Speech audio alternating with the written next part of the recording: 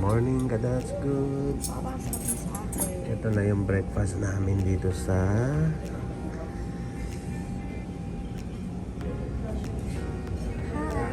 Good morning. Holiday Inn and Sweets Vancouver.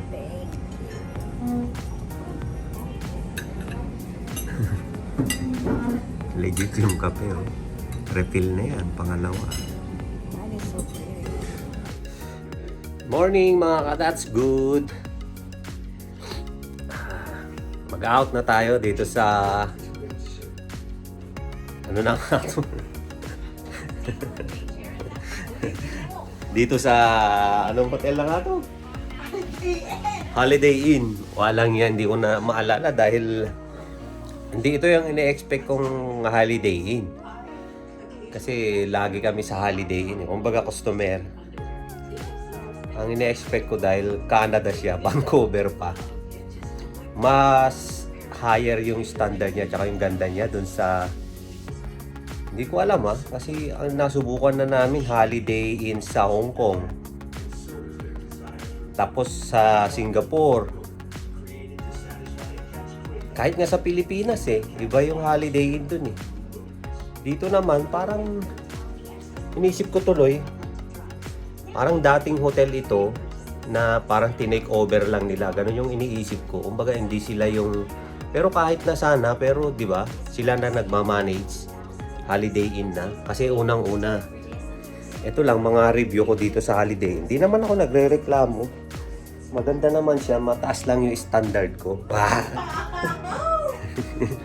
Tignan mo naman kung saan ako nagkakape na siguro. Holiday Inn, dito ako nagkakape sa plastic na cup.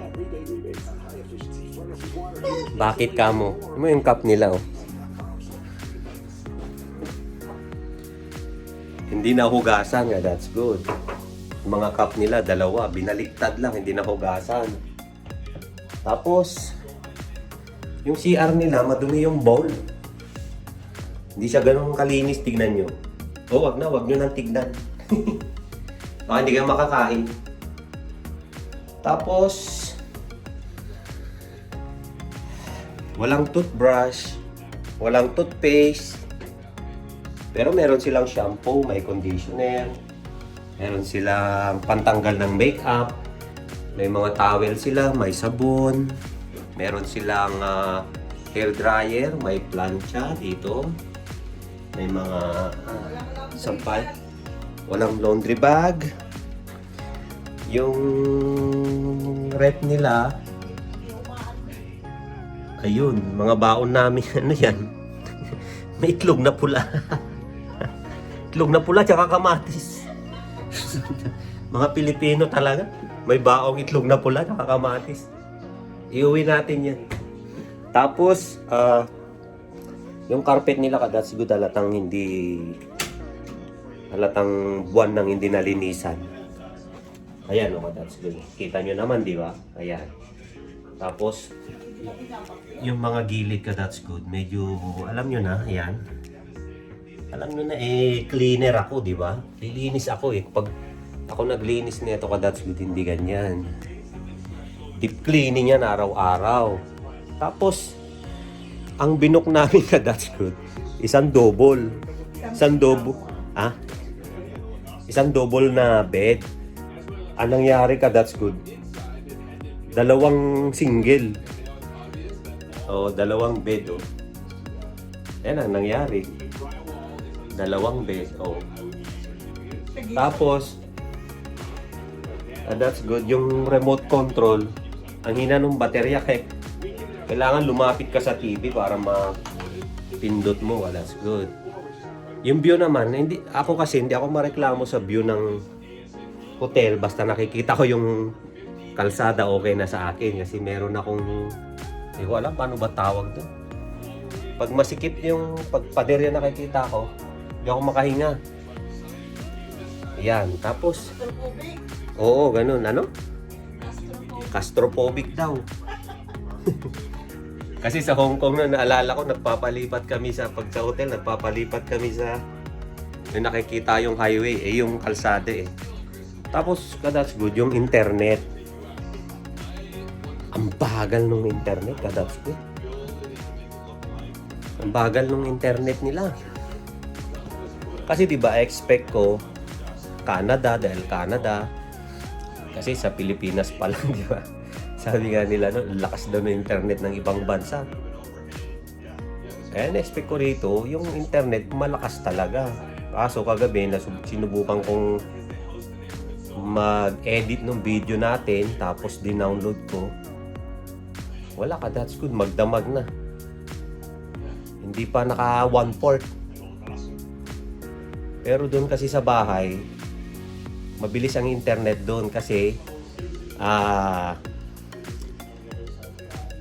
in-upgrade nila yung internet namin doon kaya mabilis. So ibig sabihin pala, hindi porke nasa isang lugar ka, nasa ibang bansa ka, mabilis na ang connection. Parang Pilipinas din pala. Kailangan mag-upgrade ka ng plan para mabilis. Sa Pilipinas kasi, isa na rin ako doon dati. Reklamo ako ng reklamo, bagal na internet. Pero yung ginagamit kong plan, yung pinakamababang plan. Kaya pala mabagal. So kung gusto mo bumilis ang internet mo, kunin mo yung malakas na plan. Na syempre, pag malakas, mas mahal, di ba?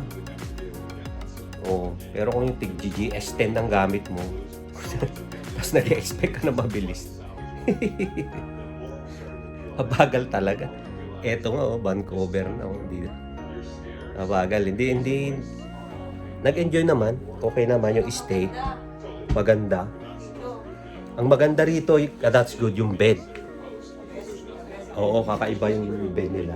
Ano talagang comfort. Yung comfort, wala akong masabi rito sa bed nila. 100% yung bed nila. Kapag hinigan mong gano'n, no? Hindi kanya pagbibigyan, medyo kukontrahin kanya konti. Parang dahan-dahanin kanya. Tapos yung unan, the best yung unan. Sabi ko nga, gusto kong palitan yung unan namin ng ganito eh. Tinanggal namin yung punda, chinek namin yung loob. Okay, that's good. Ang ganda ng ulan yun. Malinis, tsaka walang bakat-bakat ng tsaka mabango. Ito ang maganda rito. Sabagay, sa akin, yun ang importante. Kasi kung halimbawa, ang lakas ng internet, tapos ang linis lahat, tapos nung bed hindi okay, malamang bababa ako sa concern, magrereklamo. Pero dahil okay naman yung bed, okay na yun, mga minor lang naman yan, malinis-linis. Sa tingin ko, hindi na sa hotel yan, sa na yan. Ang pagkakaintindi ko sa na yan, sa housekeeping na, malamang mag-isa lang siya, that's good, ganun. Mag-send yung mga kasama niya, malay mo, di ba? May COVID, may COVID pa kayo, di ba? Malay mo, nagkasakit sila. Kaya hindi ako paglinis lang. Yung bed ang importante.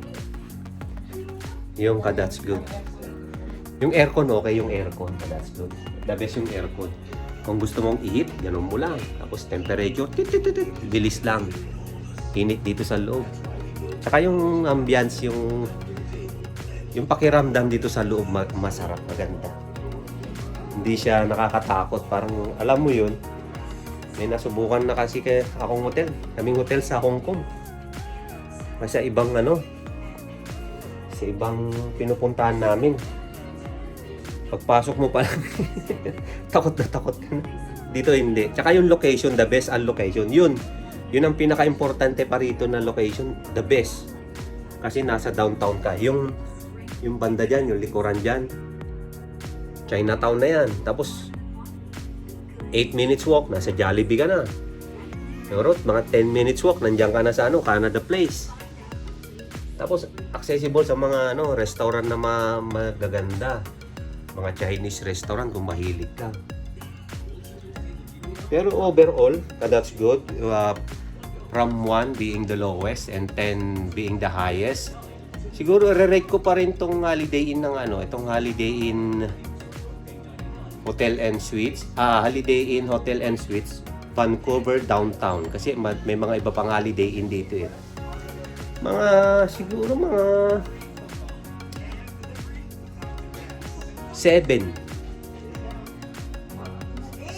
to 7.5. Para balay mo, i-adjust nila yung mga sinabi ko. magiging ano na yun, 9, di ba? Okay na yun, 7.5. O kaya 8 na, sige, i-8 ko na. Dahil okay naman. Maya-maya ka, that's good. Bibiyahe tayo pa Kilona. Pero mamayang gabi pa, syempre, iikot pa tayo. Good morning ulit mga ka, that's good. At isa pa pala mga ka, that's good. Ang babait ng mga ano rito, ang babait ng mga staff, yung mga crew, lalo sa lobby. Tsaka doon sa restaurant nila, sa breakfast. Ang babait, tsaka yung hospitality okay. Kumbaga yung mga sinabi mo, minor lang, kaya mo pang ano yun? Kaya mo pang i-adjust yun. Oo, kaya mo pang ayusin yun. Ibig sabihin, hindi yun yung para lumipat ka na. Lumipat ka ng hotel, ganun. Yun yung reason. Oo, hindi. Okay na yun, okay. Oo. Oo. Yung Holiday Inn kasi, that's good. Kaya lagi kaming Holiday Inn pag may mga pinupuntahan kami dahil member kami ng IHG group.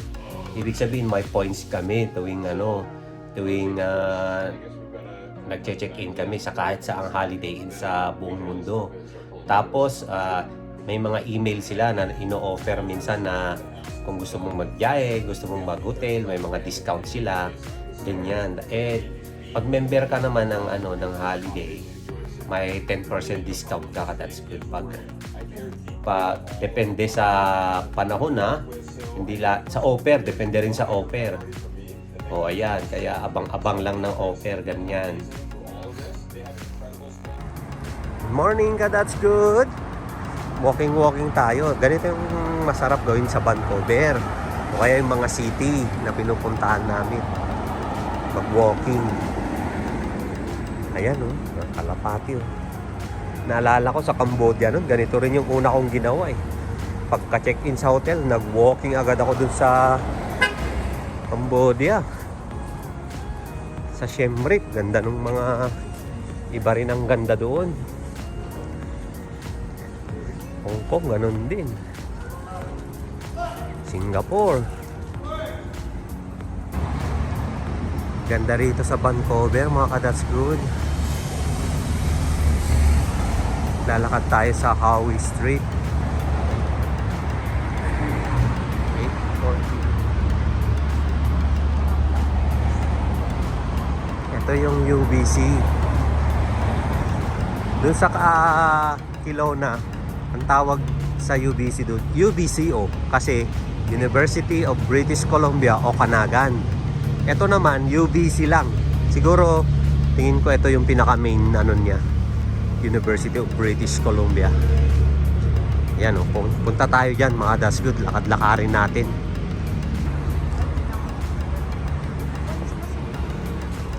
Ang gaganda ng mga winalisan na nila mga ka-that's good. Ayun. Ang pinapasyalan dito ka-that's good sa UBC, yung mga puno, magaganda pag autumn. Ganda ka, that's good Korean teledrama. Dito naman Canadian teledrama. Wala na ka, that's good. Napakapakan na yung mga dahon. Hindi siya bagong Ayan UBC, University of British Columbia. Nasa gitna siya ng city mga ka-that's good. Kumbaga sa Pilipinas, parang ito yung University of Santo Tomas. Nasa gitna ng city. Yung UP nasa gilid ng city.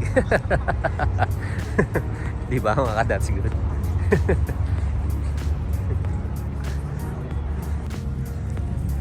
Tsaka yung napansin ko mga ka-that's good, yung mga university rito, pwedeng pumasok yung outsider. Hindi ko pa yata nakwento. Minsan nag-deliver ako ng pagkain sa UBCO. May umorder na estudyante. Hindi ko mahanap yung unit ka, that's good. May binuksan akong kwarto, yung klase. Mga estudyante, nagkaklase yung napasok ko, teteng. labas agad ako eh. Mali yung itinuro no. Pinagtripan siguro ako nung estudyanteng na pagtanungan ko. Sabi niya eh, pumasok daw ako sa pinto na yun. Ang ganda rito ka, that's good oh. Very dramatic, di ba? Habang naglalakad si nanay oh. Tapos habang nagbabike naman si tatay. Tapos pagdating naman dito, kita mo yung mga dahon talagang malalaglag na sila.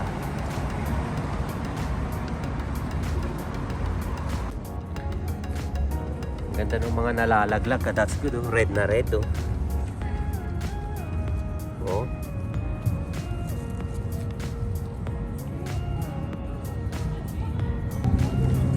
Ang ganda mga ka, that's good oh. Ang ganda oh. Mga dahon na nalaglag oh. Lalaglag na yung mga dahon. Ayan, nalalaglag na. Sarap tumambay dito. Papanoorin mo lang siya.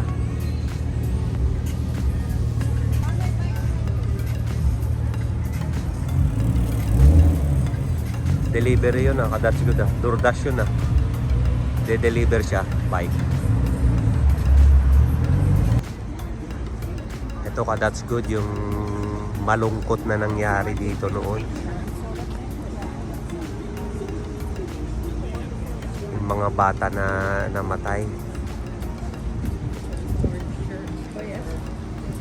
Kumbaga inaano nila yung hindi nila nakakalimutan yung event na yun. Kaya may ginagawa silang ganitong mga event.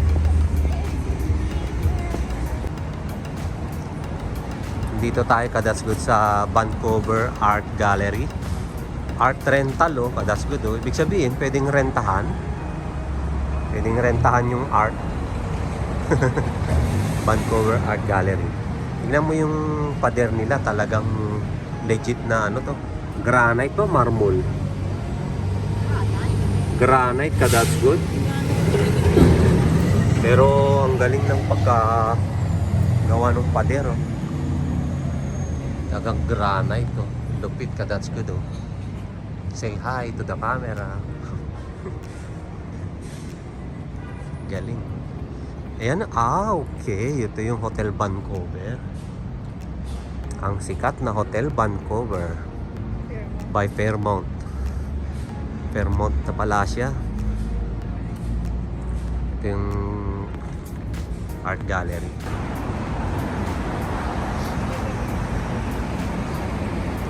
Hotel Vancouver.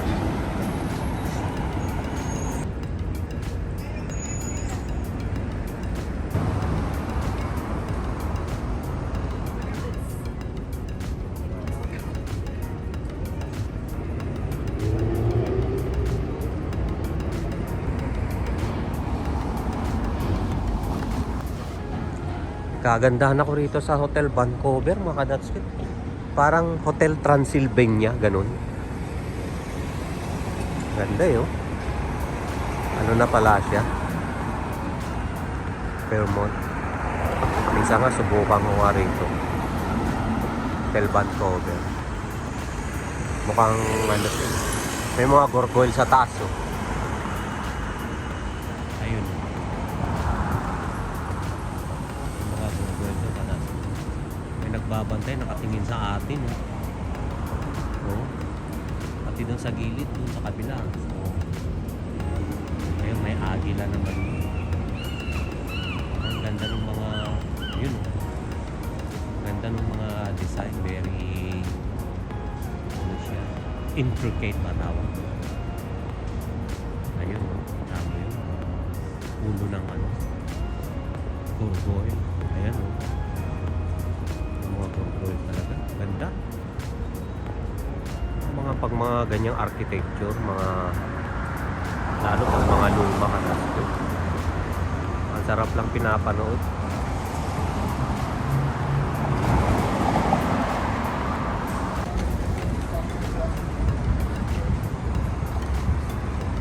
Edward VII. Oh. To the memory of Her Majesty King Edward VII. Erected 1912. So 1912 pa, mga that's good. The Municipal Chapter of Vancouver.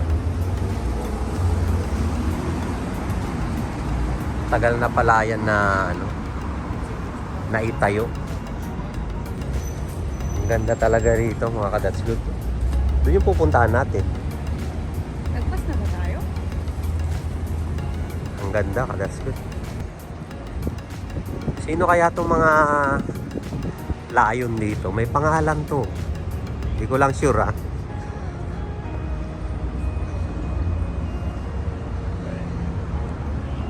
Ay, walang pangalan. Nabura na. Granite din siya, that's good. Matagal na palang ginawa ito. 1912 pa pala. Ito, may dalawang alam niyo yung HSBC building sa Hong Kong, yung detachable. May dalawang doon, may dalawang layon din. Sila Stephen. Isa, nakalimutan ko na yung isa. Ito pala ang pinaka-stage mo pag tatakbo kang konsehal.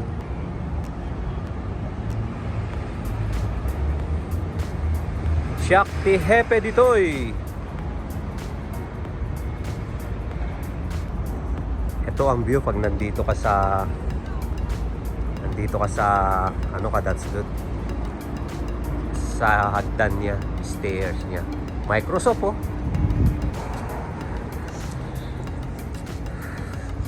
yun na UBC.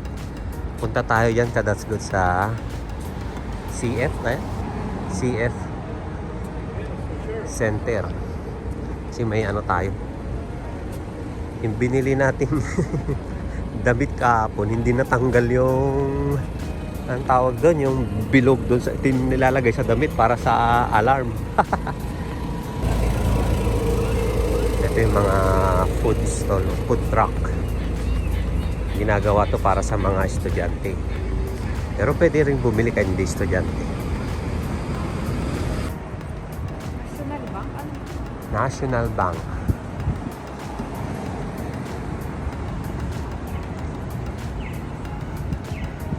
Narito. FedEx Exchange Hotel. FedEx, nakikita nyo ba yung nakikita ko? That's good. Ito naman, parang old na rin to. Ang ganda rin, no? Palamig ng palamig, that's good. Habang papalapit tayo sa Canada Place. Ito yung mga back alley ng mga ayun, back alley. Talagang totoo pag may nakailangan. Oo. Ayun, nagbabayad siya ng parking. Ito yung mga parking payment poll. Tama ba?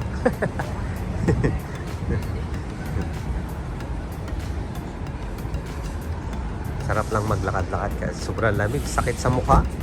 Yung tama nung lamig. Ang lupit ng bus na that's good. Haba nung bus, diba? Lupit nung likod niya. Pag dito ka pumasa ng novice, mga kadasgod, yung driving, nako, ibang level ka kadasgod. Baka katumbas ng class 5 sa Kilon. Ewan ko, siguro iba ang nila rito pag nag-road test ka. May technique siguro sila. Baka may lugar lang, hindi pwede sa downtown na ganito. Hindi ko sure Kailangan tanungin ko yung mga ito ang immigration office. That's good. Dito ang immigration.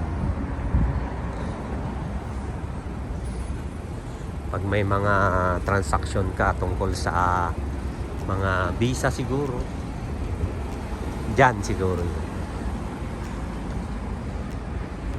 Ayun na yung Canada Place, that's good Dito na tayo, that's good Ganun mga, ito yung waterfront center. May food court dyan, may shop sa loob. Ano man yan. Tatawid tayo dyan, tapos maglalakad tayo, that's good.